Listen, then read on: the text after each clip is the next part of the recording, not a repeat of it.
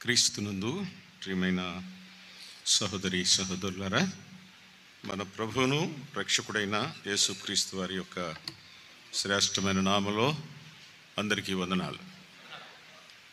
ప్రభు మనలను ప్రేమించి ఈ సభల యొక్క చివరి దినానికి నడిపించినందుకై దేవునికి కృతజ్ఞతలు తెలియచేస్తున్నాను.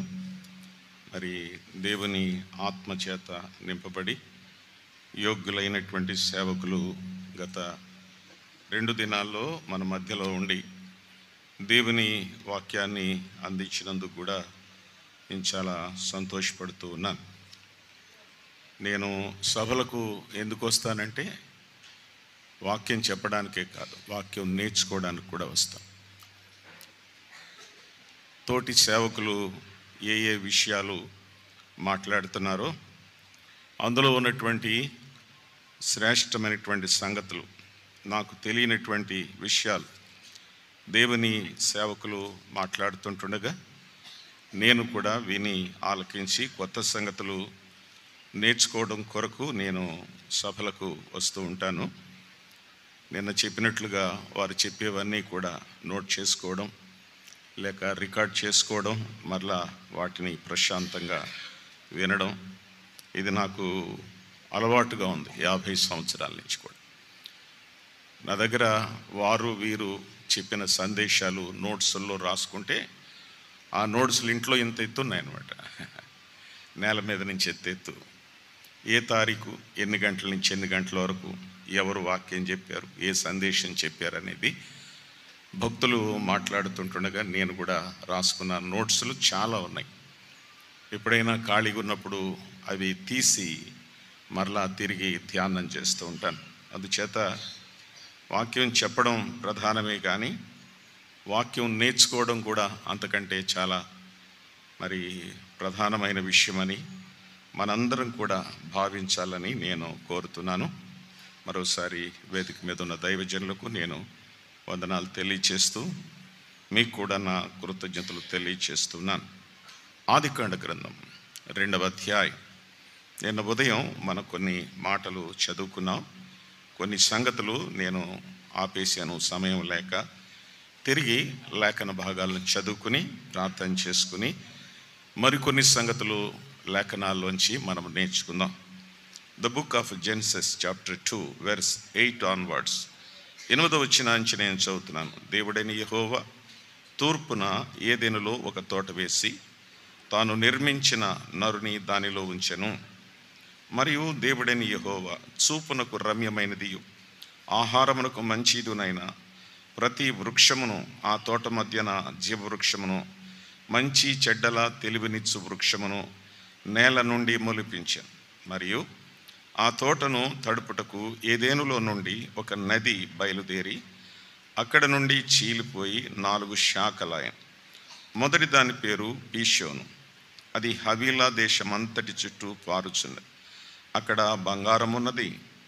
ఆ దేశపు బంగారము శ్రేష్టమైనది. అక్కడ బోళమును గోమేధికములను దొరుకును. 2వ నది పేరు గిహోను. అది కూషు దేశమంతటి చుట్టూ పారుచున్నది. 3వ నది పేరు హిద్దెకెల్. అది అష్షూరు తూర్పు వైపున పారుచున్నది. 4వ నది యూఫ్రటీస్. మరియు దేవుడైన యెహోవా నరుని తీసుకుని ఏదైనా తోటను సేద్యపరచుటకును దాని కాచుటకును దానిలో ఉంచాను. మరియు దేవుడైన యెహోవా ఈ తోటలోనున్న ప్రతి వృక్ష ఫలములను నీవు నిరభ్యంతరముగా తినవచ్చును. అయితే మంచి చెడ్డల తెలివినిచ్చు వృక్ష ఫలములను తినకూడదు. నీవు వాటిని తిను దినమున నిశ్చయముగా చచ్చెదవని నరునికి ఆజ్ఞాపించాను. ప్రార్థన చేసుకో. కరుణా సంపన్నుడైన మా ప్రియ పరలోకపు తండ్రి, మహోన్నతుడా, సర్వాధికారి, సర్వోన్నతుడా, నిరంతరము జీవించుచున్నవాడ, చనిపోయి సమాధించబడి మృత్యుంజయుడవై తిరిగి లేచిన మా తండ్రి, మా ప్రభువా, వందనాలు స్తోత్రాలునైనా. మంగళగిరిలో మీ స్వరతం ఇచ్చి సంపాదించిన సంఘం ఏర్పాటు చేసిన ఈ కూడికలలో 3వ దినానికి మీరు మమ్మల్ని నడిపించారు. భక్తులు ఆయా సందర్భాలను ఉటంకించుకుని గత 2 దినాలు కూడా మాతో సహవాసం చేసి అద్భుతమైన సందేశాలు మాకు వినిపించినందుకై, మాకు తినిపించినందుకై నీకు స్తుతులు చెల్లిస్తున్నాం. ఈ చివరి దినాన్న మొదటి సందేశంలో మీ సహాయం, మీ కృప మాకు అనుగ్రహించండి. మీ దాసుడు బలహీనుడు, నువ్వు బలవంతుడు. అందుచేత మీరు బలపరిచి నీ లేఖనాలు వివరిస్తుంటుండగా తగిన సహాయం, కృప మా అందరికి అనుగ్రహించమని. ఇంకా రావలసిన వారు చాలామంది ఉన్నారు, వారిని కూడా తోడుకొని తీసుకుని రండి. మా అందరితో మాట్లాడండి. యేసుక్రీస్తు వారి శ్రేష్టమైన నామంలో సహాయం కోరి ప్రార్థన చేస్తున్నాము తండ్రి, ఆమేన్. పురుషుల వైపు చాలా ఖాళీ ఉంది. బహుశా అందరూ జాబ్స్కి వెళ్ళి ఉంటారు అనుకుంటున్నాను. వచ్చిన వారు కూడా కొంచెం ముందుకి చాలాసార్లు చెప్తున్నారు. అలా కూర్చుంటే కూడా బోధించే వారికి కొంచెం అనుకూలంగా ఉంటుందని కూడా నేను జ్ఞాపకం చేస్తూ ఉన్నా. అమితాబ్ బచ్చన్ పేరు విన్నారా మీరు ఎప్పుడైనా? మాకు సినిమా వాళ్ళు గొడవ ఏంటండి అంటారా? అంటే మామూలుగా ఆ టీవీలో న్యూస్ చూసేటప్పుడు, మన సోషల్ మీడియాలో కూడా ఎప్పుడన్నా మనం చూస్తున్నప్పుడు ఒక అడ్వర్టైజ్మెంట్ వస్తుంది. అమితాబ్ బచ్చన్ చాలా హైట్ ఉంటాడు. హిందీ సినీ యాక్టర్లు అందరిలో కంటే కూడా చాలా గొప్పోడని చెప్పుకుంటారు, మనకు తెలియదులే. ఆయన చాలా చాలా కార్యక్రమాలు చేశాడు. ఆయన చేసిన కార్యక్రమాల్లో నాకు కూడా ఒకటి నచ్చింది. అదేంటంటే కౌన్ బనేగా కరోడ్పతి కదా. చక్కగా కుర్చీలో కూర్చుంటాడు. ఒక స్త్రీ కానీ పురుషులు కానీ వస్తారు, వాళ్ళని క్వశ్చన్స్ అడుగుతాడు. చాలా టిపికల్ క్వశ్చన్స్, అందరికీ తెలిసేవి కాదు. దాని కొరకు చాలా జనరల్ నాలెడ్జ్ ఉండాలి. అవి ప్రశ్నలు అడుగుతాడు. అడిగి పలానా ప్రశ్న, దీనికి జవాబు చెప్పండి అని టైం ఇస్తాడు. ఆ టైం ఇచ్చినప్పుడు అలారం టిక్ టిక్ టిక్ అని కొడతా ఉంటుంది. చెప్పేవాళ్ళకి టెన్షన్, మనకు కూడా ఏం ఆన్సర్ చెప్తాడని చెప్పి చాలా టెన్షన్గా ఉంటుంది అన్నమాట. ఊరించి ఉబ్బించి రైట్ ఆన్సర్ అంటాడు, అందరూ చప్పట్లు కొడతారు. అలాగున ఏం చేస్తాడంటే కరోర్పతి, కోటీశ్వర్లను చేస్తాడు ఆయన. కోటీశ్వర్లు కండి అని చెప్పి ఆ కార్యక్రమాన్ని పెట్టారు. కౌన్ బనేగా కరోడ్పతి అంటారు. మొదట అది ఆయన చాలా కాలం చేశాడు, ఇప్పుడు ఏమో మనకు తెలియదు. ఆ తర్వాత రెండవది ఆయన ఇలా చెప్తాడు, మీరు కౌన్ బనేగా కరోడ్పతిలో సంపాదించిన డబ్బులన్నీ పెట్టి మీరు కళ్యాణ్ జ్యువెలర్స్కి వెళ్ళి మంచి నగలు కొనుక్కోండి అంటాడు. వచ్చిన డబ్బులన్నీ పెట్టి కళ్యాణ్ జ్యువెలర్స్కి వెళ్ళి మంచి నగలు కొనుక్కుని దాచుకోండి అంటాడు. మరలా కొంతకాలం అయిన తర్వాత ఏం చెప్పాడంటే దాచుకున్న నగలన్నీ కూడా ముత్తూట్ ఫైనాన్స్లో తాకట్టు పెట్టి డబ్బులు తీసుకోండి అన్నాడు. అర్థమైందా? ముందు కోట్లు గెలుచుకోండి అంటాడు, రెండవ సంగతి బంగారం కొనుక్కోండి అంటాడు, మూడవ సంగతి తాకట్టు పెట్టి డబ్బులు తీసుకోండి అని అంటాడు, నాలుగోది ఏమంటాడు తెలుసా? ఇంటికి వెళ్ళి నవరత్నం ఆయిల్ రాసుకోండి చల్లబడ్డా.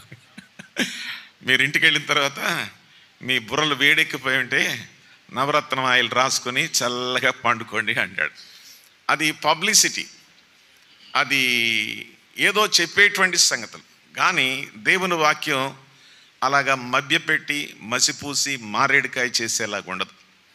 దేవుడు ఎప్పుడు మాట్లాడినా సూటిగా మాట్లాడతాడు. ఆయన మలుపులు తిప్పి వేరువేరుగా మాట్లాడేటువంటి వాడు కాదు. కనుక ప్రభు యొక్క లేఖనాలు పరిశీలనగా, పరిశుద్ధాత్మ పర్యవేక్షణలో మనం చదువుతున్నప్పుడు ఎన్నో లోతైన విషయాలు మనకి అర్థమవుతాయని చెప్పి నేను తెలియచేస్తున్నాను. బహుశా నేను అనుకునేది ఏమో, మీరు ఎవరైనా చెప్తే విన్నారేమో కానీ ఆదికాండ గ్రంథం 2వ అధ్యాయం నుంచి సంఘానికి పోలికలు నేనైతే ఈ 50 సంవత్సరాల్లో ఎవ్వరూ చెప్పడం ఏం లేదు. నిజం చెప్తున్నాను, నాకు తెలియదు అసలు. పెద్ద పెద్ద భక్తులతో వారి సరసన నేను మాట్లాడాను, వారు మేము కలిసి పరిచర్య చేశాం. కానీ ఎవ్వరు కూడా ఆదికాండ గ్రంథంలోని ఏదెను తోటను అనుసరించి సంఘానికి సంబంధించిన సత్యాలు ఎవరు చెప్పడం నేను వినలేదు. మీరు విన్నారేమో, ధన్యులే. అంచేత నేను కూడా నిన్న ఉదయం ఈ సంగతిని మనం ఆరంభించాం. ఏదెను తోటను ఆనుకొని కొన్ని సత్యాలు మనం విన్నాం. మొదటిది, తోట వేసిన వాడు దేవుడే, సంఘాన్ని నిర్మించిన వాడు దేవుడే. తోట ఆయనదే, తోట వేసిన వాడు దేవుడే, సంఘాన్ని నిర్మించినది కూడా ఆయనే అని చెప్పి మొదటి తలంపు మీతో చెప్పాను. సంఘ నిర్మాణం ఆయనది. మా పెద్దలు చేశారు, మేం చేశాం, నేను లేకపోతే సంఘం లేదు. ఇవన్నీ ఓవర్ యాక్షన్లు అన్నమాట. దేవుడు మనల్ని పాత్రలుగా, ప్రతినిధులుగా ఉంచాడు. మనకి ఎన్ని సంఘాలున్నా, ఎన్ని మనం ఏర్పాటు చేసుకున్నా కానీ సంఘము దేవునిది, మర్చిపోకూడదు. అపోస్తుల కార్యాలు 20:28 దేవుడు తన స్వరక్తం ఇచ్చి సంపాదించిన సంఘం, అంతే. ఇది మంద కాదు. నిన్నే చెప్పాను, మనం అంటున్నాం చెమటోడ్చి కట్టాము సార్ సంఘం అంటున్నారు. ప్రభు అంటున్నాడు, నేను రక్తం కార్చాను, మీరు చెమటోడ్చారు కానీ నేను రక్తం కార్చి కట్టాను, నా రక్త ధారలో నుంచి సంఘం బయటకు వచ్చిందని చెప్పాడు. తోట దేవుడేశాడు, సంఘాన్ని కూడా దేవుడే నిర్మించాడని మనం మొదటిగా తెలుసుకున్నాం. రెండో సంగతి, తోటను తడిపినవాడు దేవుడే. ఏదను తోటను తడిపినవాడు దేవుడే. ఎలా తడిపాడట? ఆవిరి భూమి మీద నుండి నిలిచి నేల అంతటినీ తడిపాను, తోటంతా తడిపాడు ఆయన. తోటను తడిపినవాడు దేవుడే, సంఘమును తడుపువాడు దేవుడే. సంఘాన్ని కూడా ఆయనే భక్తుల ద్వారా, సేవకుల ద్వారా ఆయన తడుపుతూ ఉన్నాడు. 2 రోజుల నుంచి. కుంభమేళ కాదు ఇది, కుంభవృష్టి. కుంభమేళ చాలామంది వచ్చారంట. అర్థమైందా? రకరకాల ప్రకటనలు పేపర్లో, టీవీలో మనం చూస్తున్నాం. ఇది కుంభవృష్టి. వాక్యం అనేటువంటి వర్షం చేత దేవుడు మనలను తడుపుతున్నాడనేది మనకు అర్థమైపోయింది. నిన్నే చెప్పాను, యెషయా గ్రంథం 27లో, నేను ప్రతిదినము దానిని కాపు చేయుచున్నాను, ప్రతి నిమిషమును నేను దానికి నీరు కట్టుచున్నాను. ప్రభువే, దాని మీదకి ఎవ్వడు రాకుండానట్లు దివారాత్రము దాన్ని నేను కాపాడుచున్నాను. అవును, కట్టినవాడు దేవుడే, తడిపేవాడు కూడా దేవుడే. సంఘమును తడుపుతున్నాడు. సంవత్సరానికి ఒకసారి ఇలాంటి మహాసభలు నేను అంటున్నాను, మరి మీరు చేస్తారో లేదో నాకు తెలియదు కానీ 4 నెలలకోసారి బైబిల్ స్టడీస్ మన సంఘాల్లో జరగాలి. 4 నెలలకి 3 సార్లు సంవత్సరంలో బైబిల్ స్టడీసు మనం చేయడం కూడా చాలా మంచిది. తర్వాత సిస్టర్స్ మీటింగ్స్ వేరుగా ఉంటాయి, యూత్ మీటింగ్స్ ఉంటాయి, రిట్రీట్లు ఉంటాయి, సండే స్కూలు, విబిఎస్లు ఉంటాయి. అన్ని సంఘానికి అనుబంధమైనటువంటి విషయాలు, తప్పనిసరి అవన్నీ. మినిమం 4 నెలలకు ఒకసారి దైవ సేవకులను పిలిచి డబ్బులు ఖర్చు పెట్టి, డబ్బులు లేకుండా ఖర్చు పెట్టి సంఘ క్షేమం కొరకు మనం బైబిల్ స్టడీ క్లాసెస్ కూడా చెప్పాలి. మీకు ఆలోచన ఉంటే ముందే, సార్ పలానా పత్రిక మీద, పలానా పుస్తకం మీద, పలానా అంశం మీద మాట్లాడండి అని అడగవచ్చు. లేకపోతే దేవుని సేవకులకు చాయిస్ ఇచ్చి ప్రభు మీ ద్వారా మాతో ఏం మాట్లాడాలో అది మీరు సిద్ధపడి మాట్లాడవచ్చు అని కూడా చెప్పవచ్చు. అలాగున దేవుడు మన సంఘాన్ని బహుగా తడపడానికి మనం ప్రయాసపడాలి, దానికి మనం సహకరించాలి. మేము రావండి, ఉద్యోగాలండి అని అంటే ఎలా కుదురుతుంది? 2 రోజులు సెలవు పెట్టుకోవాలి. మరీ తప్పని పరిస్థితిలో మనం ఏమీ చేయలేం, కానీ మనం సెలవులు పెట్టుకోవాలి. అర్థమైందా? మా ఊరిలో ఒక ఆయన రాత్రి 9 గంటలకి ఈటీవీ న్యూస్ చూసేసి స్విచ్ ఆఫ్ వేస్తాడు. ఆ టీవీ ఆపేస్తాడు. ఇంక ఏం తిరగబడిన, ప్రపంచం తిరగబడినా ఇంకా తెల్లారి వరకు లేవడాయన. ఆయనకు అలవాటు అనమాట. 9 న్యూస్ అయిన తర్వాత ఇంకెవరితోనూ మాట్లాడంతే. అర్థమైందా? ఒక అర్ధరాత్రి నేను ఎక్కడికో మీటింగ్కి వెళ్ళి, నా భార్య హాస్పిటల్లో పనిచేస్తుంది, నేను తాళాలు పట్టుకెళ్ళడం మర్చిపోయాను. నేను హాస్పిటల్ దగ్గర ఆగాను. అమ్మాయి తాళాల కోసం వచ్చానని ఫోన్ చేశాను. గేట్ కాడ ఉండండి, తెస్తున్నానని చెప్పింది. నేను నిలబడున్నాను తాళాల కోసం. రాత్రి 9 గంటలకు పడుకుని ఆయన అక్కడే ఉన్నాడు గేట్ కాడ. 9 తర్వాత ఎవరితోనూ మాట్లాడు, స్విచ్ ఆఫ్ చేస్తాడు. నేను ఉండబట్టలేక అడిగాను, అంకుల్ 9 దాటింది, మీరు పడుకుంటారు కదా అన్నాను. వెళ్ళకోలంగా అనాలనే అన్నాను. 9 దాటింది కదా మీరు పడుకుంటానంటే, నా భార్యకు బాగోలేదయ్యా, హాస్పిటల్లో పెట్టాం. నీ భార్యకు బాగోపోతే 9 అయినా 10 అయినా 12 అయినా అక్కడే ఉంటాం కదా. మన అవసరాలకైతే అక్కడే ఉంటాం, కానీ దేవుని వాక్యం వినడానికి మనం లేనిపోయినటువంటి సాకులు చెప్తాం. అందుచేత దేవుడు మనల్ని తడిపేటువంటి వాడు, ఆయన బహుగా తడిపేవాడు. నేను నాటితిని, అపొల్లో నీళ్లు పోసెను, వృద్ధి కలగజేసిన వాడు. సంఘం క్షేమం ఆయన చేతుల్లో ఉందండి. మనం ప్రయాసపడతాం, ఏదో రకంగా మంచి స్థితిలోనికి తీసుకురావాలని తప్పనిసరిగా ప్రయాసపడాలి. అర్థమైందా? నేను జ్ఞాపకం చేస్తున్నాను, ఆయన ఎంతగా తడుపుతాడంటే సంఘస్థులు మనం తృప్తి పడేటంతగా తడుపుతాడు. అర్థమైందా? మీటింగ్ వెళ్తూ ఇద్దరు మాట్లాడుకున్నారు. అమ్మాయ్యా, నా గుండెల్లో భారం అంతా దిగిపోయిందే అంటుంది ఒక ఆవిడ. అంటే దేవుడు బాగా మాట్లాడాడు. నా గుండెల్లో భారం అంతా దిగిపోయింది, నాకు ఎన్నో సమస్యలు, ఎన్నో శోధనలు ఉన్నాయి. ఈవేళ దేవుడు తన దాసుని ద్వారా నాతో మాట్లాడాడు, నా హృదయం తేలిగ్గా ఉంది. తృప్తిపరిచే దేవుడు, సంతృప్తిగా దేవుడు తన వాక్యం ద్వారా మనల్ని తృప్తిపరిచే దేవుడు. ఎఫెసు 1:3 పరలోక సంబంధమైన ప్రతి ఆశీర్వాదాన్ని మనకు అనుగ్రహించి మనల్ని తృప్తిపరచడానికి ఆయన సిద్ధంగా ఉన్నాడని కూడా మనం వినేసి. నెంబర్ 3, తోటను ఏర్పరిచినవాడు దేవుడే.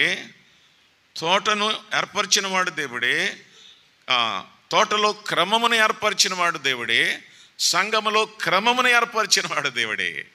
తోటలో క్రమం ఏంటి? తినండి, తినకూడదు, తింటే చస్తారు. అర్థమైందా? ఇవి తినవచ్చు, ఇవి తినకూడదని చెప్పాడు. తింటే చస్తారన్నాడు. భౌతికంగా కాదు కానీ ఆత్మీయంగా వారు మరణించాడు. అంచేత దేవుడు సంఘానికి క్రమం ఇచ్చాడు, తోటలో ఉన్నటువంటి వారికి కూడా క్రమం ఇచ్చాడు. దేవుడే వానికి క్రమమును నేర్పువాడని కూడా పరిశుద్ధ గ్రంథంలో మనం చూస్తాం. అందుకని సంఘములో క్రమం చాలా ప్రాముఖ్యమైందని కూడా నేను చెప్పాను. 3 క్రమాలు చెప్పాను. ఒకటి బల్ల క్రమం, అదే రొట్టెల క్రమం. ఎలా తీసుకోవాలి, ఎలాగా ఆ కార్యక్రమాన్ని జరిగించాలి తెలుసు మనకి. పుట్టినప్పటి నుంచి తింటున్నాం, లారీలు తినేసి ఉంటాం, పెద్ద పెద్ద ట్యాంకులు తాగేసి ఉంటాం లెక్కేసుకుంటే. కనుక మనకి తెలుసు, కానీ ఇంకా కొంత పొరపాటు జరుగుతుంది క్రమంలో. దాన్ని సరిచేసుకోవాలనే సంగతిని నేను జ్ఞాపకం చేశాను. ఎప్పుడు? ప్రతి ఆదివారమున, అపోస్తల కార్యాలు 27లో ఆదివారమున మేము రొట్టె విరుచుటకు కూడినప్పుడు, సండే ఎప్పుడొస్తే అప్పుడు గ్యారంటీగా ఉండాలి ప్రభువు బల్ల. మరి లేని వాళ్ళు దేవునికి ఏమి లెక్క చెప్తారో నాకు తెలియదు. వాళ్ళు సంవత్సరానికి ఒకసారి, 6 నెలలకి, 3 నెలలకి, నెలకోసారి ఇలా చేసేవాళ్ళు మరి దేవునికి ఎలా లెక్క చెప్తారో నాకు తెలియదు. కానీ ఆదివారమున మేము రొట్టె విరుచుటకు కూడినప్పుడు అన్నాడు. అంచేత ఆరాధన క్రమం చాలా క్రమమైనదని, తీసుకునేవారు కాదు ఇచ్చేవారు కూడా చాలా యోగ్యంగా ఉండాలని కూడా నేను ఉదాహరణలతో చెప్పాను. రెండవది మోత క్రమం. ఒకటి రొట్టెల క్రమం, రెండవది కట్టెల క్రమం. కట్టెలంటే మనమే జాగ్రత్తగా ఉండాలని చెప్పేసుకో. మూడవది మోత క్రమం. అందులో ఒక దిట్ట, కెనన్య, లేవీల వంశంలో పుట్టినవాడు మోత క్రమము నేర్పించేవాడు. మందసాన్ని ఎలా మోయాలి, ఎలా తీసుకెళ్ళాలి, ఈ విషయాలన్నీ కూడా ఆయన మనకి నేర్పిస్తూ వచ్చాడు. తర్వాతది యాజక క్రమం. జకర్యా యాజకుడు. యాజకులు 24 గుంపులు లేక 23 కావచ్చు. ఒక్కొక్క యాజకుడికి 6 నెలలకు వంతు వస్తుంది వాక్యం చెప్పడానికి, పరిచర్య చేయడానికి, దీప ధూప నైవేద్యాలు అర్పించడానికి 6 నెలలకు వస్తుంది. అప్పటి వరకు కనిపెడతాడు ఆయన. ఏం తొందరపడిపోవడం, నేను సీనియర్ని నాకు ఇస్తారా లేదా, నేను మాట్లాడతాను అని ఇలాగే ముందుకు రాడు. అది క్రమం, అది యాజక క్రమం అని చెప్పి దేవుని యొక్క వాక్యంలో మనం నేర్చుకున్నాం. ఆ తర్వాత రెండోది కూడా తర్వాత కూడా చెప్పాను, సేవాక్రమం. చదువుదాం అక్కడి నుంచి ఒక వచనం చదువుదాం. దినవృత్తాంతాలు 2వ గ్రంథం. మన పాఠం ఇక్కడి నుంచి ఆరంభమవుతుంది. 29వ అధ్యాయం 35వ వచనంలో దేవుని వాక్యం ఇలా చెప్పింది. దినవృత్తాంతాలు 2వ గ్రంథం 29:35. సమాధాన బలి పశువుల క్రొవ్వును, దహన బలి పశువులను, దహన బలులకు ఏర్పడిన పానార్పణములను సమృద్ధిగా ఉండెను. ఈలాగున యెహోవా మందిర సేవ క్రమముగా జరిగాను. మందిరంలో ఏ కార్యక్రమం చేసినా సరే క్రమంగా ఉండాలి నానా. దేవునికి మహిమ కలిగేలాగున సంఘంలో క్రమాలు జరగాలి. దేవునికి మహిమ కలిగేలాగున సంఘంలో క్రమాలు జరగాలి. నన్ను అడగొద్దు, నేను చెప్పను కూడాను. నేను డిసెంబర్ 24న ఎక్కడో చోట మాట్లాడి వస్తున్నాను అన్నమాట. ఒక సంఘం డిసెంబర్ 24 ఆ సర్వీస్ అంతా కూడా పోస్ట్ పెట్టారు, అందులో వీడియో పెట్టారు. పెద్ద సంఘం, పేరున్న నాయకుడు, చాలా గొప్పలు చెప్పుకుంటారు. ఏం జరిగింది అని చూడాలనిపించింది నాకు. ఏంటి ఇక్కడ ఎలా జరిగింది క్రమాన్ని చూశాను. బిలీవ్ మీ ఆర్ నాట్, మీరు నమ్మినా నమ్మకపోయినా డిసెంబర్ 24న నేనేం చూశానంటే 14 పాటలు పాడారు. 14 పాటలు పాడారు. బాబోయ్, ఎన్ని పాటలా? మనం 3 పాడతాం, 4 పాడతాం. 14 పాటలు పాడారు. పాటలు అయిపోయినాయి. వాక్యం ఎంతసేపు చెప్తాడని చూశాను. 10 నిమిషాలు వాక్యం చెప్పాడు. ఇది క్రమమా? ఇది దేవునికి మహిమ కలిగించేదా? మీలో కూడా చాలా పాడేవారు ఉన్నారు. 9:30కు మొదలెట్టారు, 10:30కి ఇచ్చారు నాకు. మరి పాడువారు కాదు, పాడేవారు. మళ్ళీ పాడువారు అంటే ఇంకొక అర్థం వస్తుంది. ఎంతమంది, అర్థమైందా? అన్న ఇక్కడ నిలబడ్డాడంటే ఆపేయాలని అర్థం. ఇంకేమీ మ్యూజిక్ గీజిక్ ఏం లేదు, టఫీమని ఆపాలంతే. ఆయన నిలబడ్డాడంటే నేనైనా ఎవరైనా ప్రసంగం ఆపండి సార్, పాట ఆపండి అని సార్, మనం ఇంకొక 2-3 సెన్లాలు ఎక్స్ట్రాగా పాడతాం. ఏంటో మరి ఆ ఉత్సుకత, వాక్యం వినడానికి లేనటువంటిది పాడడానికి ఉన్నటువంటి ఉత్సాహం. ఖాళీగా ఉన్నప్పుడు పాడుకోవచ్చులేండి. అందుచేత సేవాక్రమం అని చెప్పి దేవుని యొక్క మందిర సేవ క్రమముగా జరుగుచుండెను అని చెప్పి నేనేం చెప్పానంటే కొరింథీ 1:14-40 చెప్పాను. సమస్తమును మర్యాదగాను క్రమముగాను జరుగునీయుడి. అవును, మనం సహకరించాలి. సమస్తమును సంఘ కార్యక్రమాలు క్రమముగాను మర్యాదగాను జరగాలి. అవును, అర్థమైందా? అంత డీసెంట్గా ఆర్డర్లీ సర్వీస్ మన సంఘాల్లో జరగాలి. అది మన పితరులు మనకు నేర్పించారు. మనకు అర్థమైంది ఆ సంగతి. మనం కూడా దాన్ని చచ్చిపోయే వరకు పాటించాలి. మధ్యలో అడ్డపడకూడదు. మన పిల్లలు బొంబాయి, కలకత్తా, సింగపూర్, బెంగళూరు ఎక్కడెక్కడికో వెళ్తున్నారు మందిరాలకి ఉద్యోగాలు చేసుకుంటూ. నేను అడుగుతున్నాను, మన సంఘం ఉంది కదా పలానా చోట, మీరు ఎందుకు వెళ్ళరంటే, అంకుల్ చాలా దూరం అంకుల్, అందుకని ఎక్కడికో వెళ్తున్నాడు. అక్కడ క్రమం వేరుగా ఉంటుంది. వచ్చిన తర్వాత అంకుల్ మనం కూడా కొంచెం ఇలాగా చేస్తే బాగుంటుంది అంకుల్. నేను సిటీలో నుంచి వచ్చాను అంకుల్, నువ్వు సిటీ నుంచి వచ్చినా పరలోకాన్ని నుంచి వచ్చినా మన క్రమం అయితే ఎట్టి పరిస్థితుల్లోనూ మారకూడదు. గమనించండి. కనుక సేవాక్రమం, మందిర సేవాక్రమం చాలా చక్కగా జరగాలని మనం అక్కడ దాకా నేర్చుకున్నాం. నెంబర్ 4, ఈవేళ 4వ సంగతి, ఏదెను తోటను అనుసరించి మన సంఘం ఎలా ఉండాలని ప్రభు చెప్తున్నాడంటే 3వ అధ్యాయానికి తిప్పండి. ఆదికాండ గ్రంథం 3వ అధ్యాయం 8వ వచనం చదువుతున్నాను. 3:8 చల్లపూటను ఆదామును అతని భార్యయు తోటలో సంచరించుచున్న దేవుడైన యెహోవా. నా పాయింట్ ఇలా చెప్తున్నాను, తోటలో సంచరించువాడు దేవుడే, మందిరములో సంచరించవలసిన వాడు కూడా దేవుడే. అర్థమైందా? అన్న ఎన్నిసార్లు చెప్తున్నాడు, ఎవరో తిరగొద్దు, అటు ఇటు మాట్లాడుకోవద్దు. గమనించండి, ఇది వాక్యం. ఇది తోటలో సంచరించువాడు దేవుడే, మందిరములో ఆయన సంచరిస్తాడు, ఆయన తిరుగుతూ ఉంటాడు ఆత్మరూపిగా.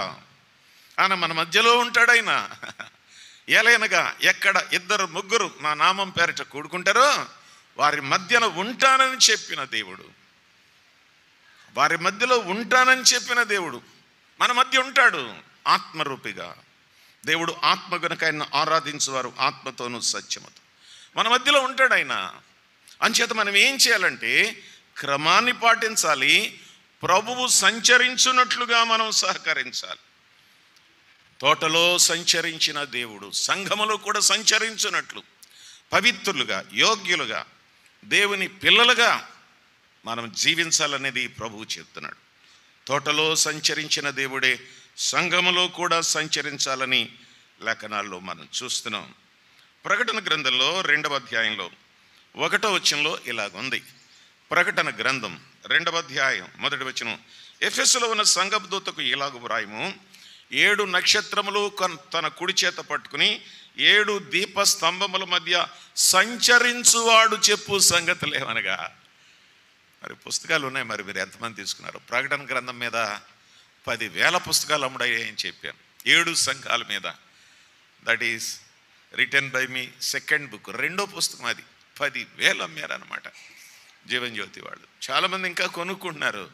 7 సంఘాల చరిత్ర చాలా సింపుల్గా, కూలంకషంగా, పెద్ద పెద్ద మర్మాలను కూడా తేలికగా రాయడానికి ప్రభు కృప చూపించాడు. అక్కడ మనం చదువుతున్నది ఏంటంటే, 7 సంఘముల మధ్య 7 నక్షత్రములు పట్టుకుని 7 దీపస్తంభముల మధ్య సంచరించువాడు చెప్పు సంగతులేమనగా. సంచరించువాడు మన సంఘంలో సంచరిస్తున్నాడా?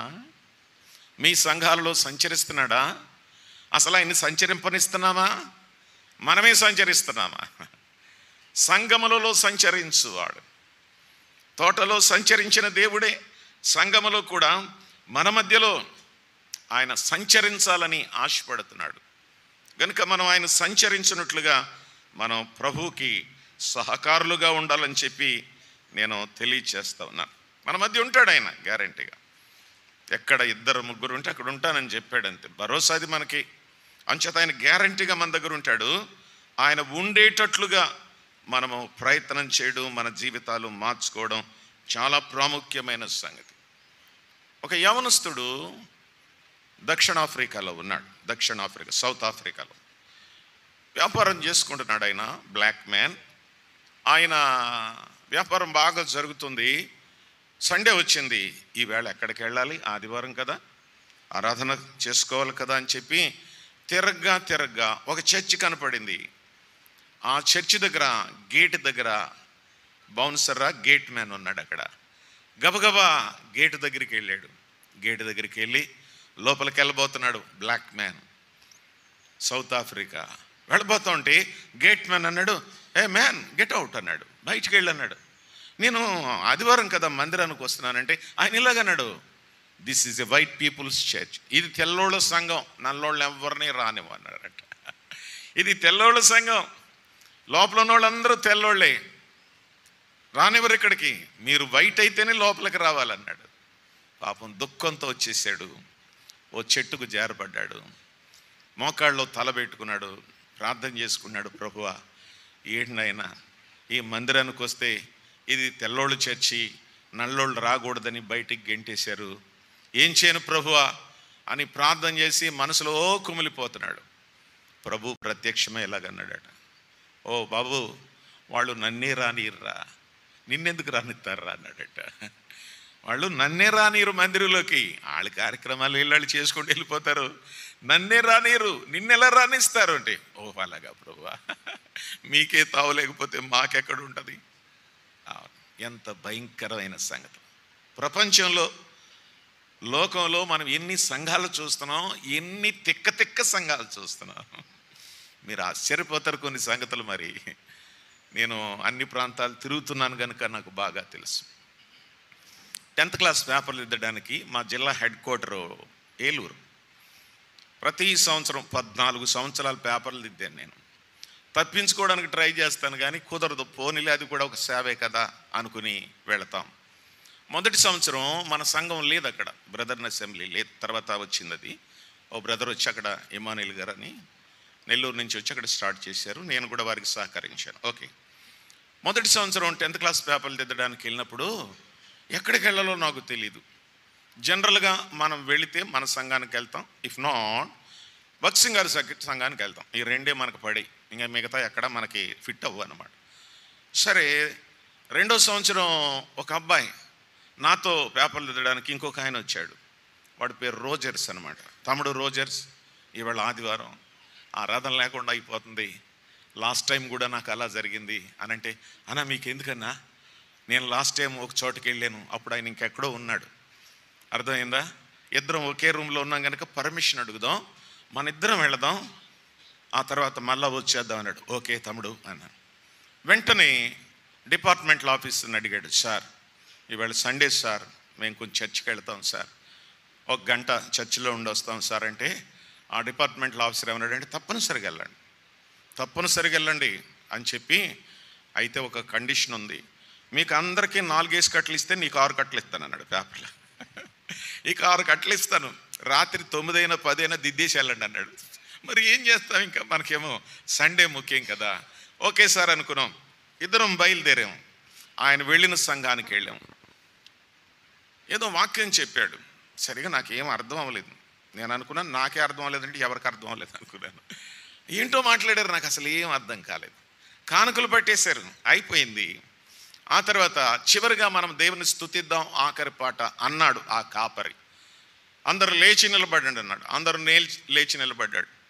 బెనడిక్షన్ ఇస్తారు కదా అని ఏం జరుగుతుందో చూద్దామన్నాను. అంత అయిపోయిన తర్వాత ఆ కాపరి ఏమన్నాడో తెలుసా, ఒకరికొకరు ముద్దులు ఇచ్చుకోండి అన్నాడు. అయ్య బాబోయ్, పోనీ ఆడోళ్ళకి ఆడోళ్ళు ఇచ్చుకుని మగోళ్ళకు మగోళ్ళు ముద్దులు ఇచ్చుకున్నా పోనీ పర్లేదు. నాకు అర్థం కావట్లేదు, బీపీ వచ్చేసింది.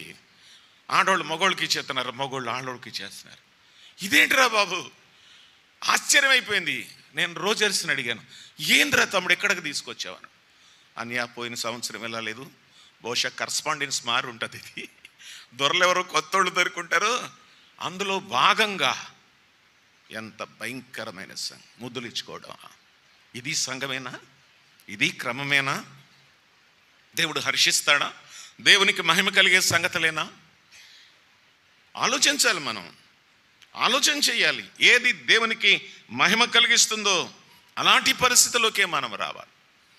లోకంలో అన్ని సంఘాలు ఒకటి కాదు, డాక్టర్లు అందరూ ఒకటి కాదు. ఎన్ఆర్ఐ వేరు, ఎయిమ్స్ వేరు, పిఎంపి వేరు, ఎండీలు వేరు, ఎంఎస్లు వేరు, ఎన్నున్నాయి, బోళ్ళన్నున్నాయి. మనం ఎప్పుడు ఏం కోరుకుంటాం? మంచి వైద్యం కోరుకుంటాం. ఎన్ఆర్ఐయో ఎయిమ్సో కోరుకుంటాం, ముందు ప్రయత్నాలు చేస్తాం. అన్ని డాక్టర్లు అందరు వైద్యాలు ఒకటి కాదు, అన్ని సంఘాలు ఒకటి కాదు. కాదు కాదు ముమ్మాటికి కాదు, జాగ్రత్త. అలా ఉన్నట్టుగా కనిపిస్తాయి కొన్నిసార్లు. మేము కూడా క్రమంలో వెళుతున్నాం అన్నట్టుగా సెలబ్రిటీ స్పీకర్స్ మాట్లాడుతున్నారు, కానీ ఎక్కడో తేడా ఉంటుంది అనమాట. అది అందరూ గుర్తించలేరు అనమాట. ఇది దేవుని గవిని, ఇక్కడికి రండి అంటున్నారు. ఇక్కడ ఆధ్యాత్మికమైన ఆశీర్వాదాలు అంటున్నారు, ఏమేమో చెప్తున్నారు. అంతా ఒకటి కాదు. క్రమమును ఏర్పరిచిన వాడు దేవుడే, సంఘములో సంచరించవలసిన వాడు దేవుడే.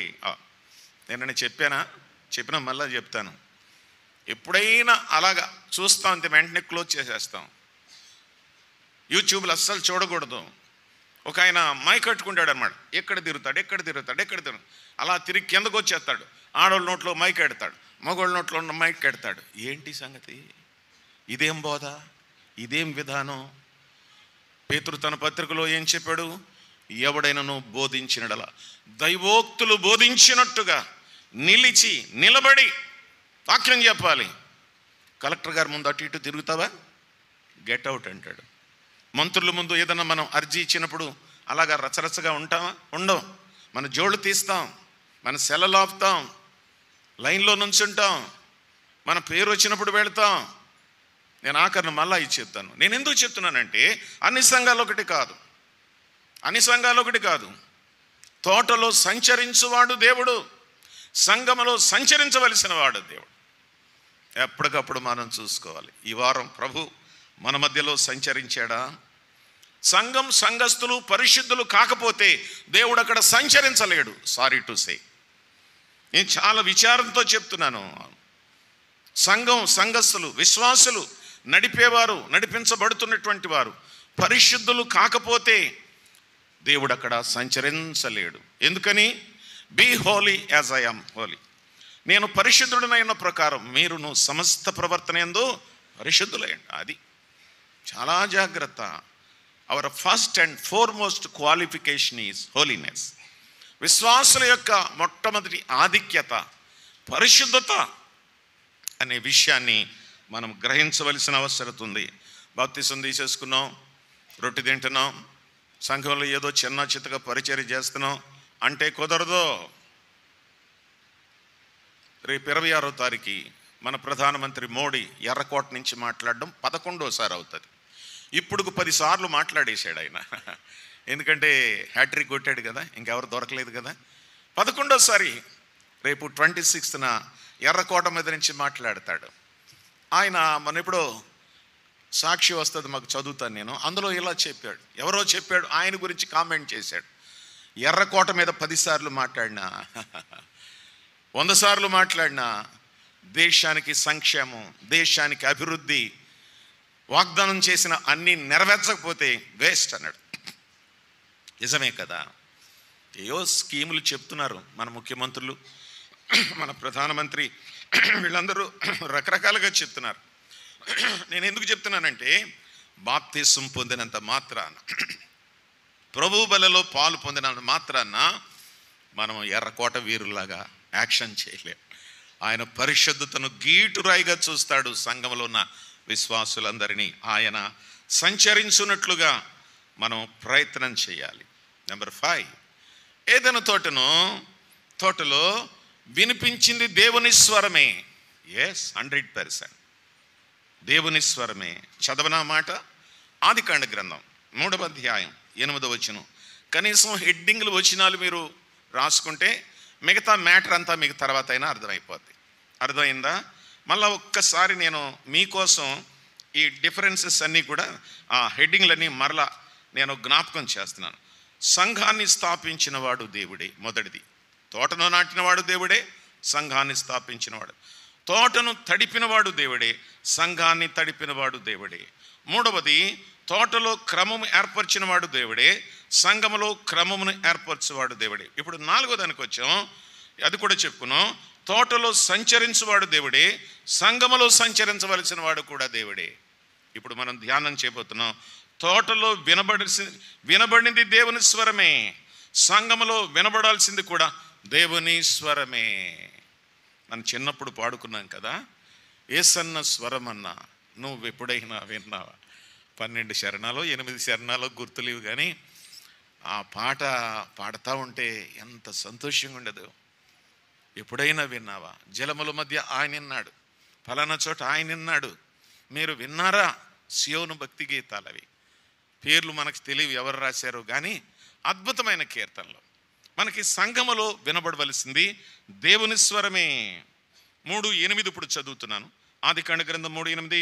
దేవుడైన యెహోవా స్వరము విని, దేవుడైన యెహోవా స్వరము విని, దేవుడైన యెహోవా ఎదుటికి రాకుండా తోట చెట్ల మధ్యన దాగుకొనగా.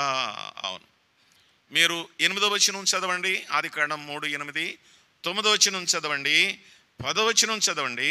3 వచనాల్లో కూడా స్వరము స్వరము స్వరము. తోటలో వినబడాల్సింది, వినిపించింది దేవుని స్వరం. సంఘంలో కూడా ఏ స్వరం వినపడాలి? దేవుని స్వరం. అంటే మనం ఇప్పుడు టోన్ మార్చాలా? టోన్ మార్చాలా? కొంతమంది మామూలుగా మాట్లాడతారు, పాడేటప్పుడు డిఫరెంట్గా పాడతారు. ఇక్కడ వాక్యం చెప్పాడు ఇంకా డిఫరెంట్గా చెప్తారు. ఎవరినో అనుకరిస్తారో లేకపోతే ఏమో తెలియదు, కానీ మాట్లాడేటప్పుడు సాధారణంగా మాట్లాడినటువంటి ఆ స్వరం కంటే కొన్నిసార్లు వేరుగా ఉంటుంది. అలాగా ఇమిటేట్ చేయాల్సిన అవసరం లేదు. యేసు ప్రభు అయిన దేవుడు తోటలో ఆయన మాట్లాడాడు, వారి మధ్యకు వచ్చాడు. ఆయన స్వరము వినిపించే స్వరము. అవును, అక్కడ ఏదైనా తోటలో వారు ఏ దేవుని స్వరం వినుకోకుండా సాతాను స్వరం విన్నారు. అక్కడ వచ్చేసింది ప్రమాదం, డేంజర్ అక్కడ వచ్చింది. రోజు ప్రభు వస్తున్నాడు, మాట్లాడుతున్నాడు, చల్లపూట. కొంతమంది దాన్ని ఇలా వ్యాఖ్యానించారు, ఆదామవ్వలకి సాయంకాలం సండే స్కూల్ పెట్టాడు అన్నారు ఆయన. Okay, take it easy. అప్పుడు వచ్చి చెప్పేవారు, ముగ్గురు కలిసి డిస్కస్ చేసుకునేవారు. గమనించండి, దేవుని స్వరం విన్నంతసేపు ఆదాము అవ్వలు చాలా గంభీరమైనటువంటి భక్తి జీవితంలో వాళ్ళు జీవించినట్లుగా మనం చూస్తాం. ఆదాము లేడు, బహుశా కొన్ని ఫలాలు కోసుకొస్తానని అన్నాడు, ఏమో మనకు తెలియదు, అదంతా మన ఊహ. అవ్వ ఒక్కతే ఉంది అక్కడికి. సాతానుడు వచ్చాడు, ఇలా చెప్పాడు, ఇది నిజమా అన్నాడు. అసలు ఏంటో చెప్పుకోకుండానే ఇది నిజమా అన్నాడు, మనకు తెలుసని. అక్కడి నుంచి చెప్పడం ప్రారంభించాడు, దేవునికి మీరంటే ఇష్టం లేదు, మీరు దేవుళ్ళు అయిపోతారు, దేవదూతలు అయిపోతారు, అందుచేత ఫలానా పండు తినొద్దన్నాడు, ట్రై చేయి అన్నాడు. ఆమె ట్రై చేసింది, తినింది, భర్తకు కూడా పెట్టింది.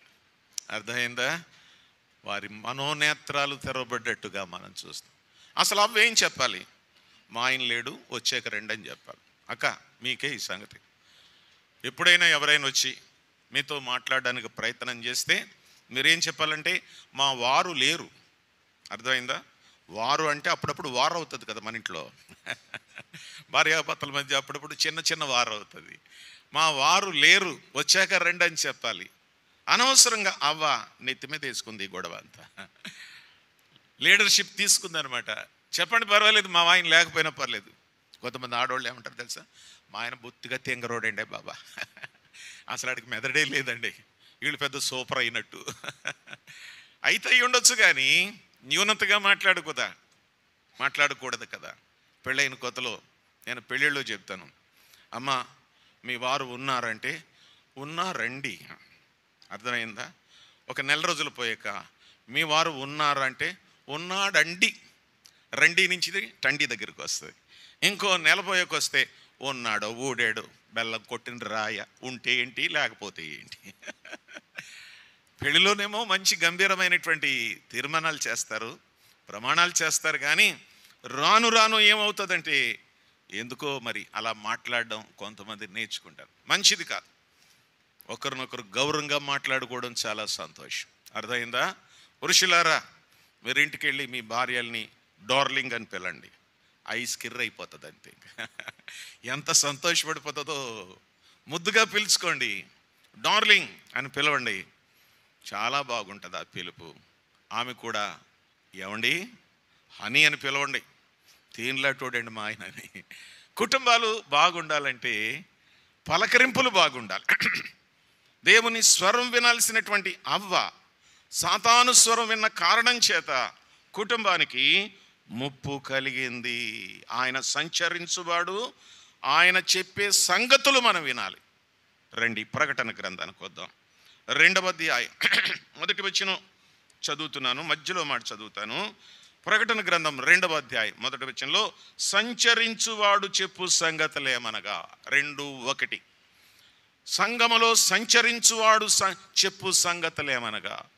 దేవుణ్ణి సంచరింపనివ్వాలి, దేవుడు మన సంఘంలో ఉండాలి. సంచరించువాడు చెప్పు సంగతులేమనగా అన్నాడు. 3వ అధ్యాయం మళ్ళీ 1 వచనమే, అక్కడ కూడా 7 ఆత్మలు గలవాడు చెప్పు సంగతులేమనగా. చెప్పు చెప్పు చెప్పు మాట్లాడే విషయం.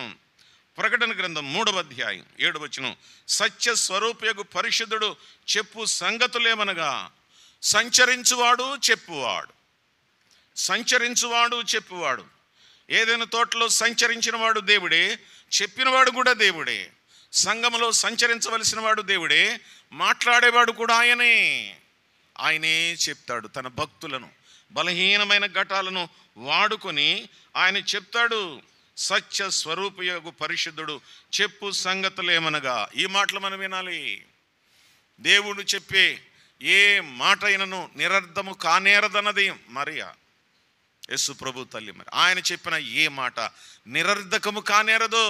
ఎంత స్పష్టంగా చెప్పిందండి ఆయన చెప్పే మాటలు, ఆయన సంచారం. అవును, మన ఇళ్లల్లో ఉండడానికి ఆశపడాలి. బోర్డులు ఉంటాయిలే, Christ is the head of this house, is unseen listener, unseen guest for every meal. పెద్ద పెద్ద బోర్డులు ఉంటాయన్నమాట. ఈ గృహానికి క్రీస్తు అధిపతి. ఆయన ప్రతి భోజనానికి మా మధ్య ఉంటాడు, ప్రతి సంభాషణ వింటాడు. నిజమా? ఆయన వింటాడు, ఆయన ఉంటాడు అనే భయం మనకుందా? అలాగన మాట్లాడుతున్నామా? జాగ్రత్త. మరి ఆయన ఉంటాడు, ఆయన వింటాడు. ఆయన చెప్పే సంగతులు మనం కూడా వినాలి. ఎవ్వరి మాట వినకూడదు. లోకంలో చాలా రకాలైనటువంటి మనుషులు వచ్చేసారు, బోధకులు వచ్చేసారు. తమ్ముడు చదువుతారా? మీరు చదివి సహాయం చేయండి. ఇర్మియా గ్రంథానికి తిప్పండి. అన్నీ నేనే చదవడం మంచిది కూడా కాదు. ఇర్మియా గ్రంథం 29వ అధ్యాయం, ఇర్మియా గ్రంథం 29వ అధ్యాయం 8వ వచనం చదువుతారా నాన్న? ఇశ్రాయేలు దేవుడును సైన్యములకు అధిపతిగా యెహోవా ఇలాగ చెప్తున్నాడు, మీ మధ్యనున్న ప్రవక్తల చేతనైనను మంత్రజ్ఞుల చేతనైనను మీరు మోసపోకుడి, మీలో కలలు కనువారి మాటలు వినకుడి. Be careful. చాలు నాన్న, చాలు. ఏం చెప్తుంది దేవుని యొక్క వాక్యం? ఇలా చెప్పాడు, మీలోనున్న మధ్యనున్న ప్రవక్తల చేత. అబ్బో, ఇర్మియా గ్రంథం నిండా చాలామంది ప్రవక్తల పేర్లు రాయబడ్డాయి. ఇంకా చాలామంది ప్రవక్తలు ఉన్నారు. ప్రభువు చెప్తున్నాడు, మీ మధ్యలోనున్న ప్రవక్తల చేతనైనను మంత్రజ్ఞుల చేతనైనను మీరు మోసపోకుడి, మీలో కలలు కనువారి మాటలు వినకుడి. బోళ్ళు ఎంతమంది ఉన్నారు.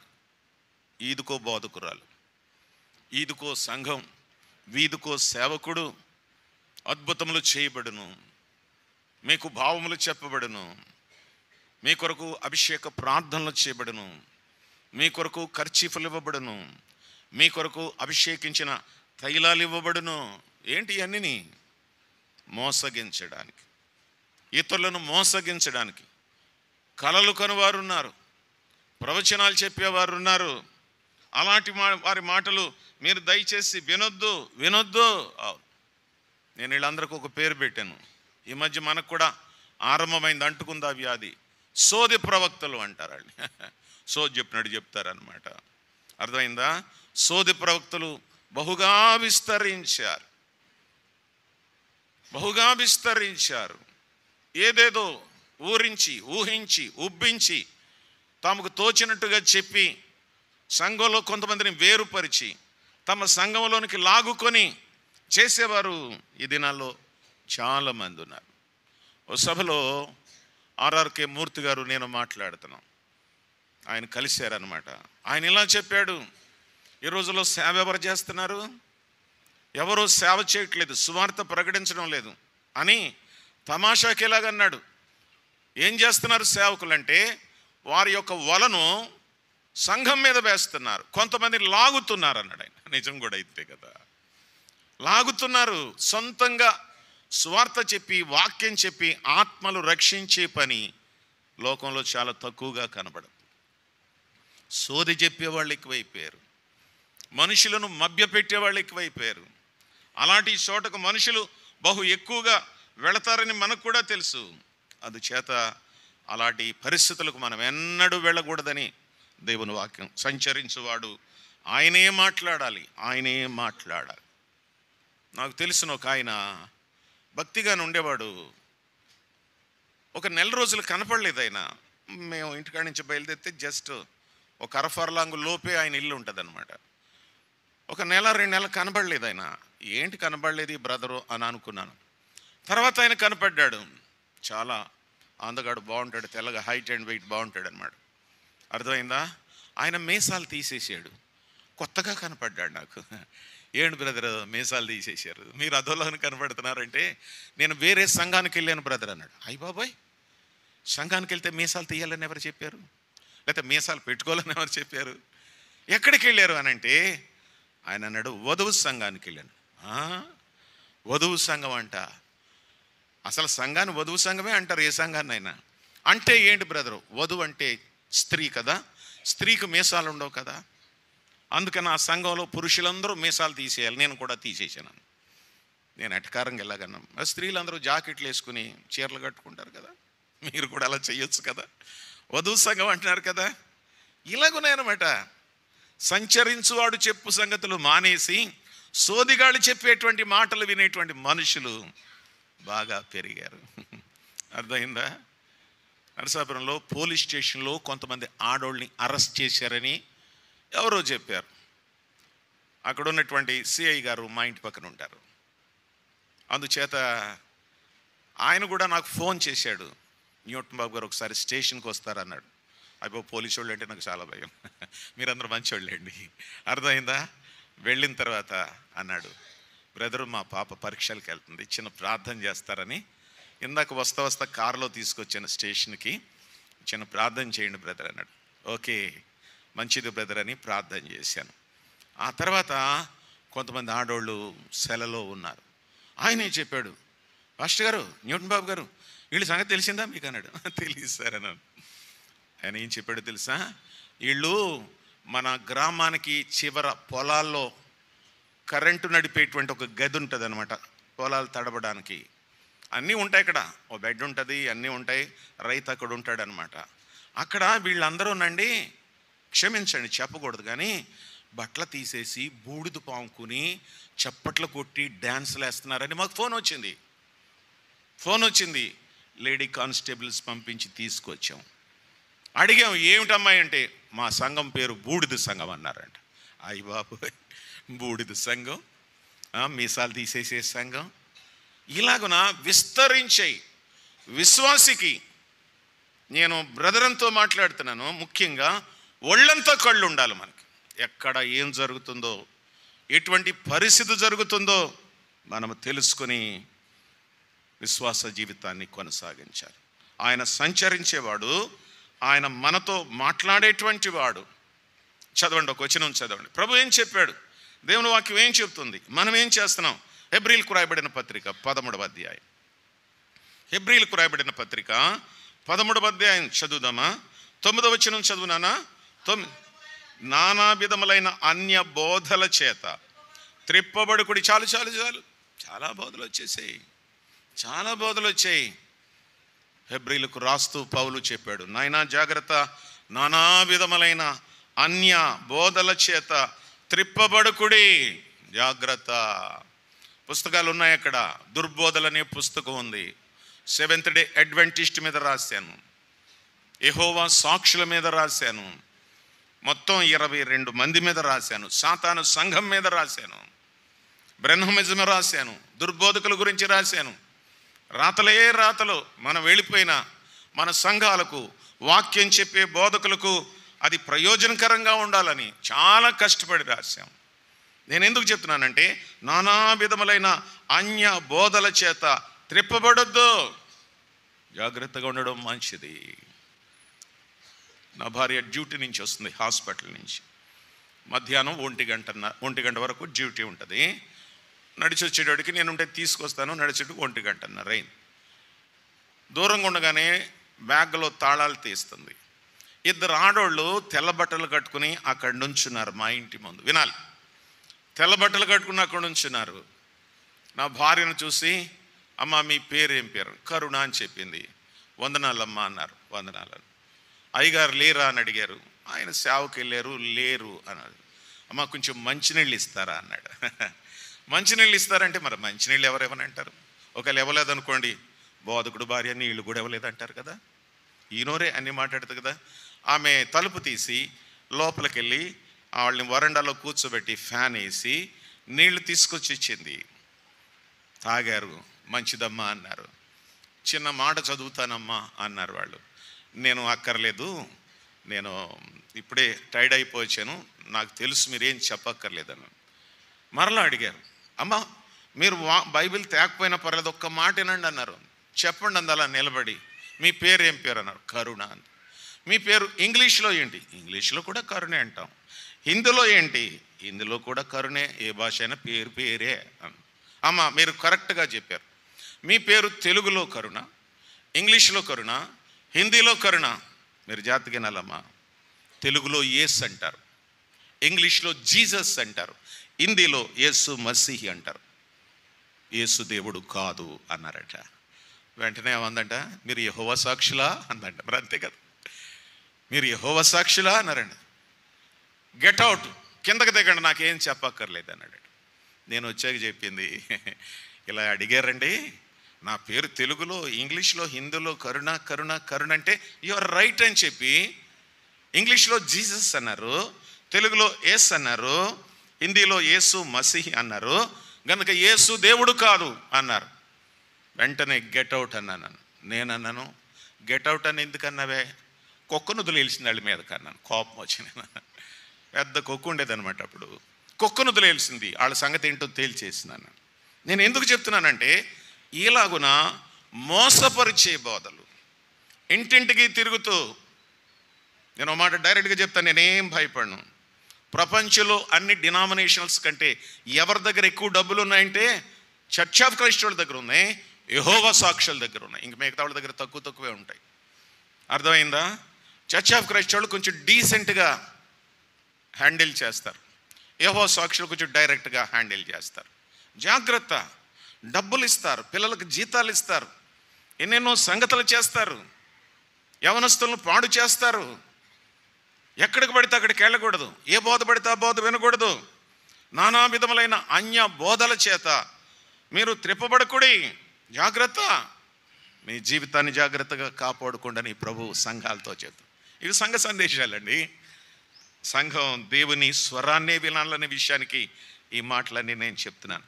నెంబర్ 5, 6 ఐదో సంగతి చెప్తాను చూడండి. వచనం చదువుకుందాం. ప్రతిదానికి వచనం తెలియాలి మనకి. 3వ అధ్యాయం ఆదికాండ గ్రంథం 23వ వచనం చదువుతున్నాను. 3:23 దేవుడైన యెహోవా అతడు ఏ నేల నుండి తీయబడెనో దాన్ని సేద్యపరచుటకు ఏదెను తోటలో నుండి అతని పంపివేశాను. ఏమర్థమైంది అక్క, పాప, తమ్ముడు?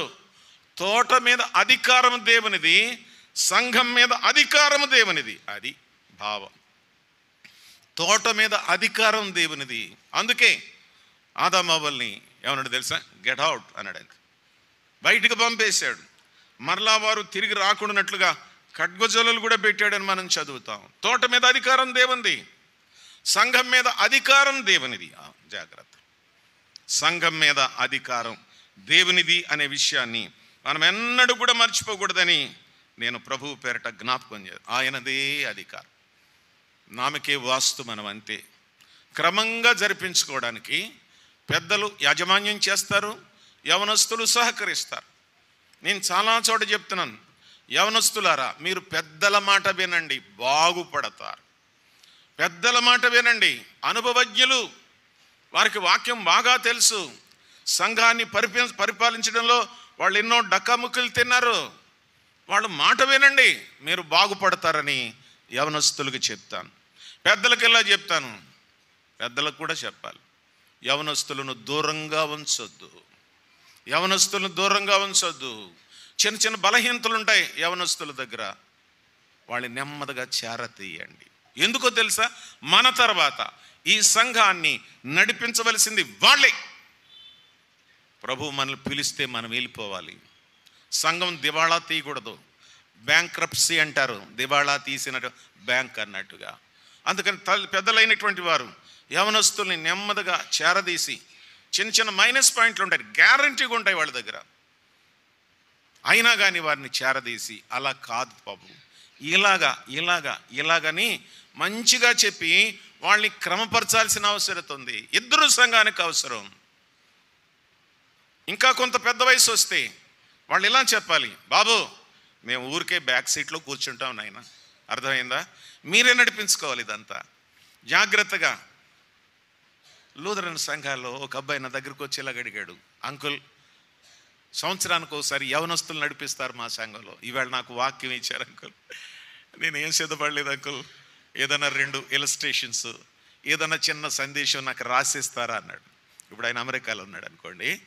నేను అన్నాను, యవనస్తుల మీద కొన్ని మాటలు చెప్తాను రాసుకో అని చెప్పి 2 ఉదాహరణలు కూడా చెప్పి 2-3 సార్లు చెప్పి నాకు చూసుకునంటే చెప్పాడు అన్నాడు. నేను ఎందుకు చెప్తున్నానంటే యవనస్తులను ప్రోత్సహిస్తారు కొంతమంది. వాళ్ళు ప్రోత్సహించాలి, వాళ్ళు మనకు కావాలి. అసలు వాళ్ళు లేకపోతే మనం ఎక్కడున్నాం? పెద్దలు ఎంత ముఖ్యమో సంఘానికి యవనస్తులు కూడా అంత ముఖ్యం. Let them, invite them.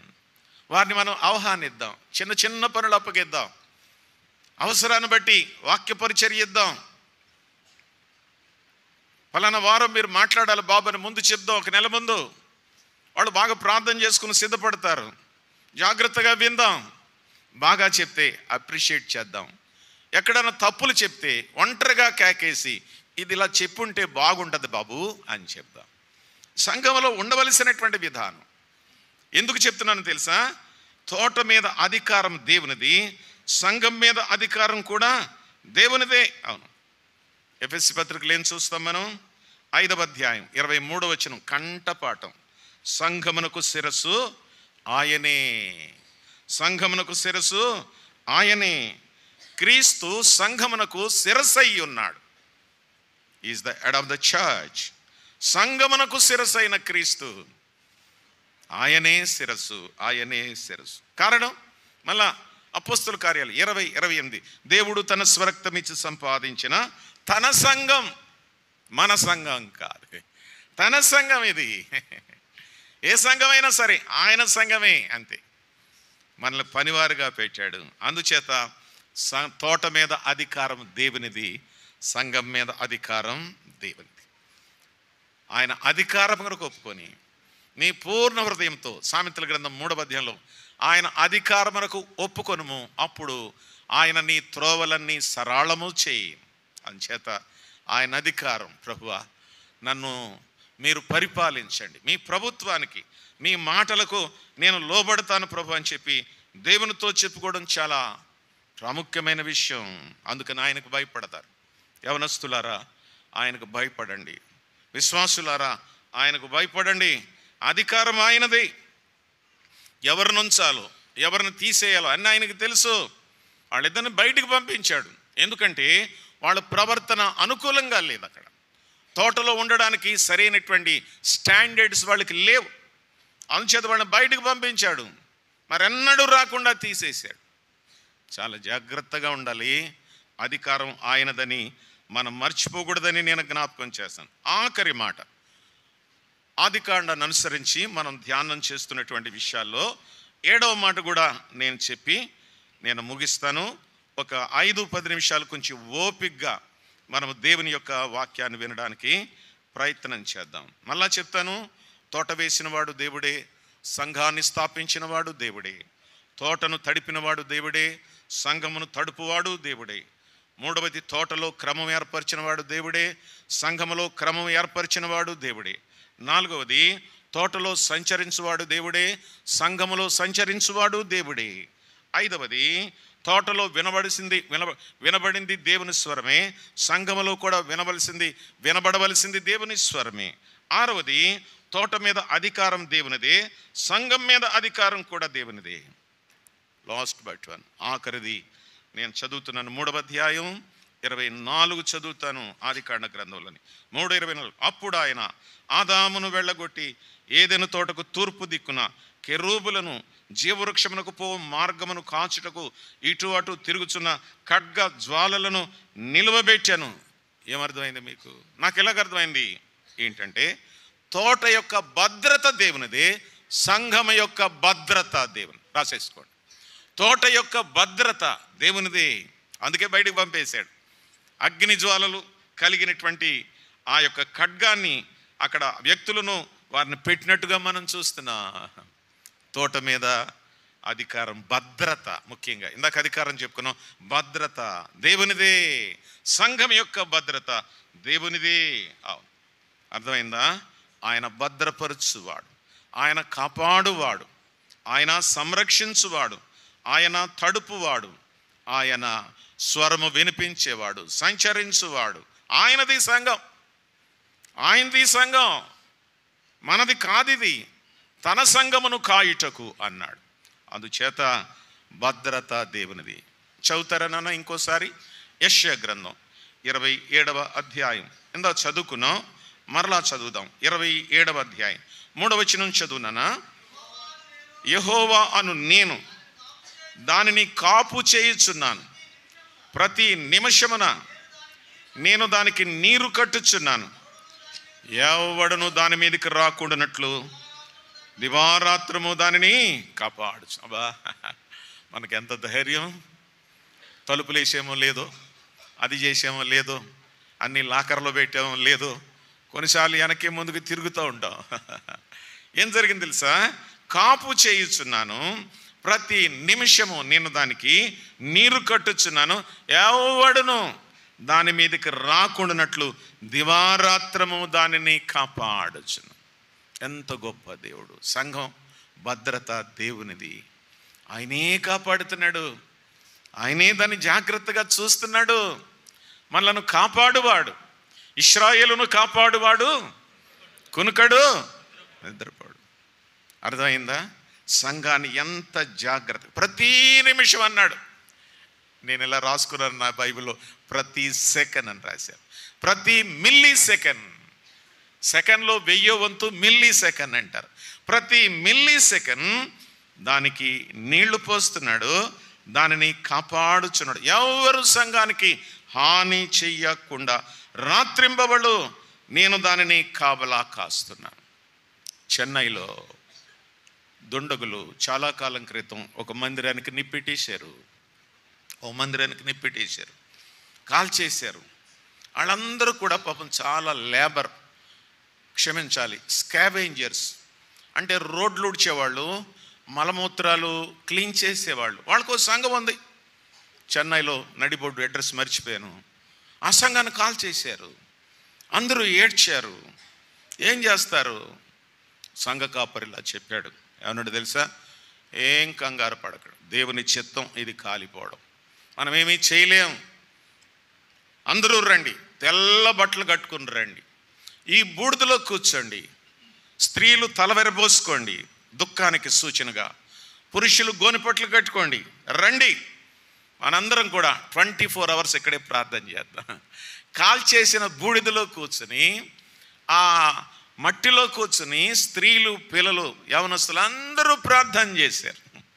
కన్నీళ్లతో ప్రార్థన చేశారు. ప్రభువా, పెద్దదే కాదంటే తాటాకుది, మహానగరంలో ఏదో కాయలు ఆకులతో కట్టిన సంఘం అన్నాడు. మీటింగ్ అయిపోయింది, 24 hours ప్రేయర్ అయిపోయింది.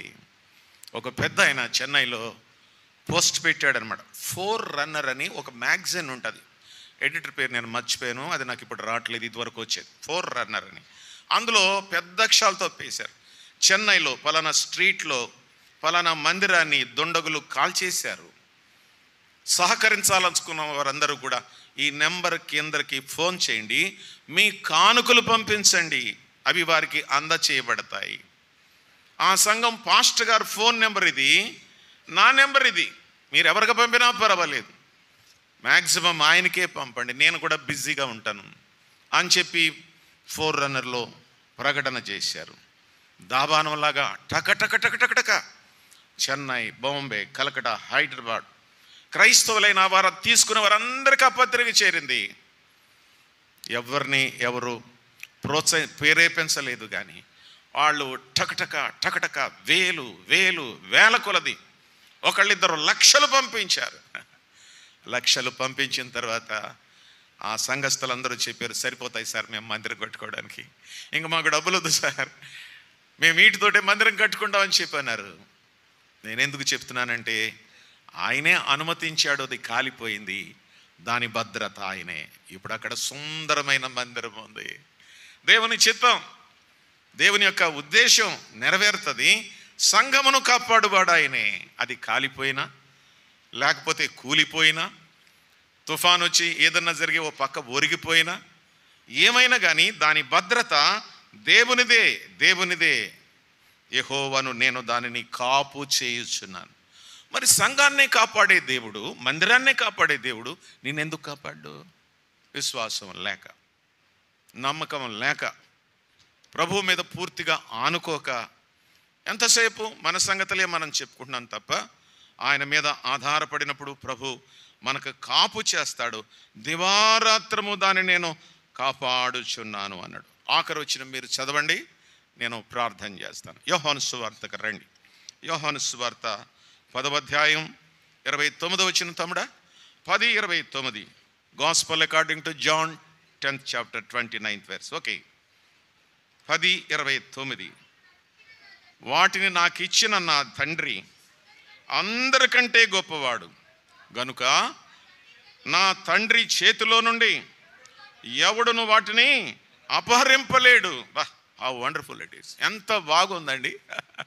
మన సంఘాన్ని గురించి దేవుడు ఎంత భరోసా ఇస్తున్నాడు మనకి. వాటిని నాకు ఇచ్చిన తండ్రి, గొర్రెల గురించి మాట్లాడాడు అనుకోండి, అది సంఘానికి కూడా వర్తిస్తుంది. గొర్రెలకు జీవము కలుగుటకును సమృద్ధిగా కలుగుటకు నేను వచ్చినన్నాడు 10:10లో. దొంగ హత్య చేయుటకును నాశనము చేయటకు వచ్చునని చెప్పాడు. కనుక మనం గుర్తించాల్సింది ఏంటంటే, వాటిని నాకు ఇచ్చిన తండ్రి, గొర్రెలను నాకు ఇచ్చిన తండ్రి ఎందుకు కాపాడు? సంఘమును ఎందుకు కాపాడు? ఆయన అందరికంటే గొప్పవాడు. హలో, ఎవరు గొప్ప కాదు, అందరికంటే ఆయన గొప్పవాడు కనుక నా తండ్రి చేతిలో నుండి ఎవడను వాటిని అపహరించలేడు. No man is able to pluck them out of my father's hand. నా తండ్రి చేతిలోంచి ఎవరు తీసుకుంటారు సంఘాన్ని? ఎవరు తీసుకోలేరు. మనమే తప్పు చేసి బయటికి వెళ్ళిపోవాలి ఆదామ వల్లగా. దేవుని బిడ్డలారా, చాలా జాగ్రత్త. ఇన్ని సత్యాలు, 7 సత్యాలు ఏదెను తోటను అనుసరించి సంఘాన్ని దేవుడు ఏ విధంగా కాపాడుతూ వచ్చాడో, ఏ విధంగా ఆయన ప్రోత్సహిస్తూ వచ్చాడో, 7 సంగతులు మనం విన్నాం. నా తండ్రి చేతిలోంచి ఎవడను అపహరించలేడు. తండ్రి అన్నకాడే కుమారుడు వస్తాడు, అక్కడే పరిశుద్ధాత్ముడు కూడా వస్తాడు. కొన్నిసార్లు తండ్రి అని రాశాడు, కొన్నిసార్లు కుమారుడు అని రాశాడు, కొన్నిసార్లు ఆత్మదేవుడు అని రాశాడు.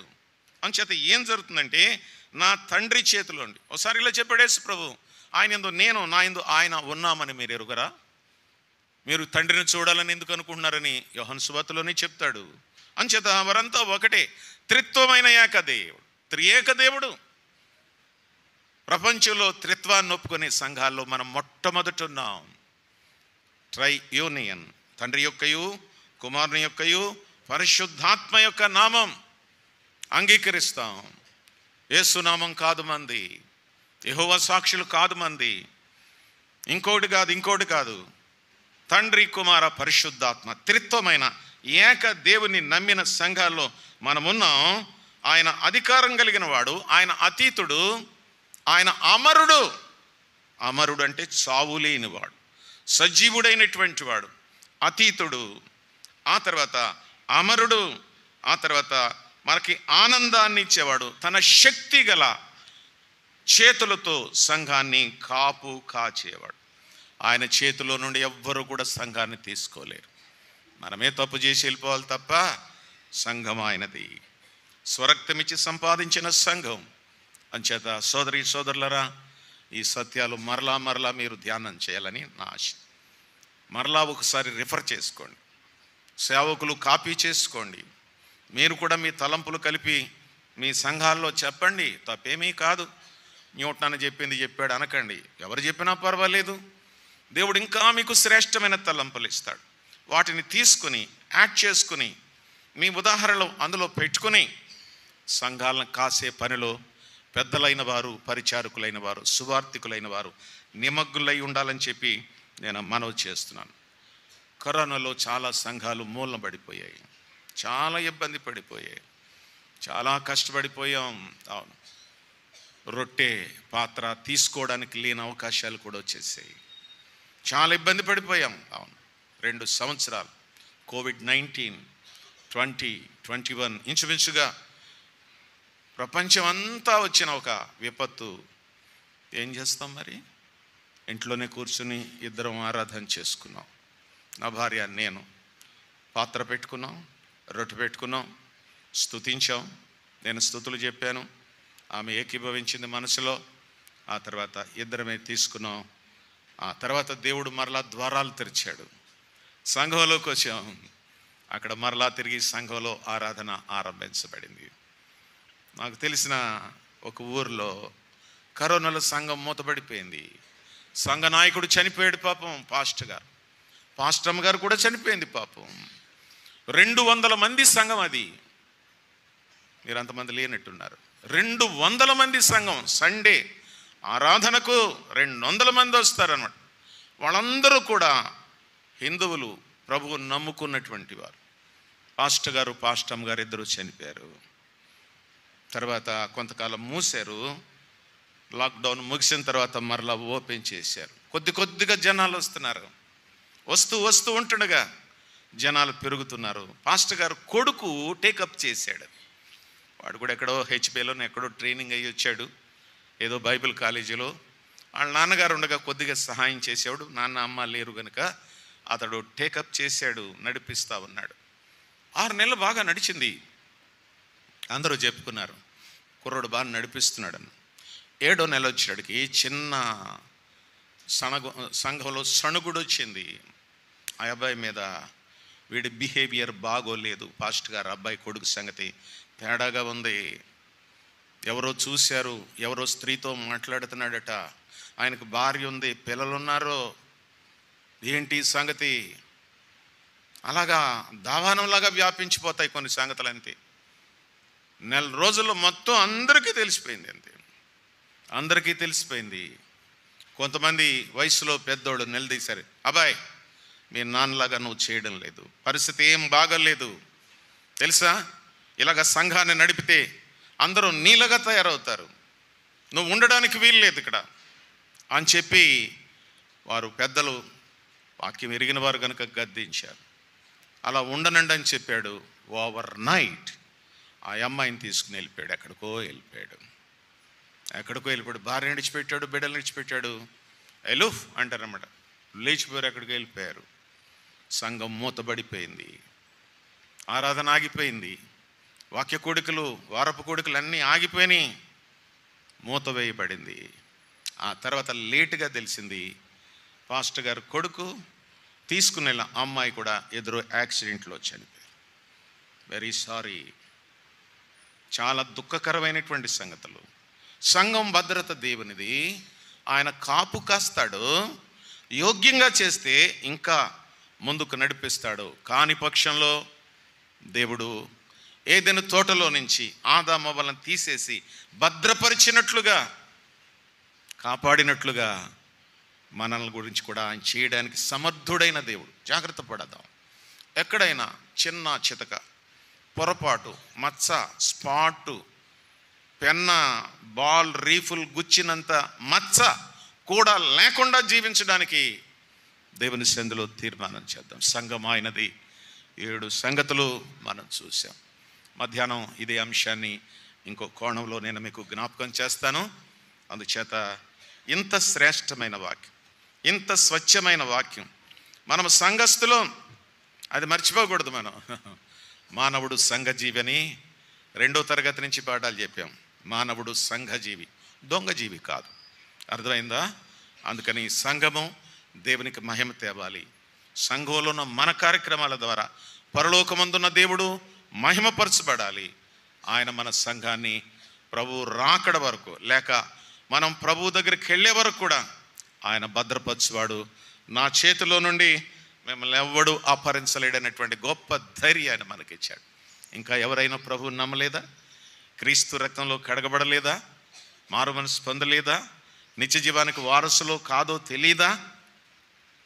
ఇదే మిక్కిలి అనుకూలమైన, ఇదే మిక్కిలి రక్షణ దినం. రాత్రి కొంతమంది తీర్మానం చేశారు, ఇంకెవరైనా ఈ వాక్యం విని సంఘంలో చేరాలనుకుంటే, ప్రభు భద్రత నీకు కావాలనుకుంటే, కమ్ టు జీసస్. క్రీస్తు ప్రభు దగ్గరకు వచ్చి పశ్చాత్తాపడి ప్రార్థన చేసుకుని ఆయన రక్త ప్రోక్షణ కిందకు వచ్చినట్లయితే యేసు రక్తం ప్రతి పాపము నుండి కడిగి పవిత్రపరచు. అలాంటి కృప ప్రభు మనందరికీ కూడా అనుగ్రహించునుగాక. ప్రార్థన చేసుకో. చిన్న మాట ప్రార్థన చేసుకోండి. ప్రార్థన చేసుకుందాం. ప్రేమ నమ్మకం కలిగిన ప్రియ పరలోకపు తండ్రి, వందనాలు, స్తోత్రాలు. ఈ సభల నేపథ్యంలో 3వ దినం మొదటి సందేశంలో మరోసారి సంఘాన్ని గురించి మాకు హెచ్చరిక చేశారు.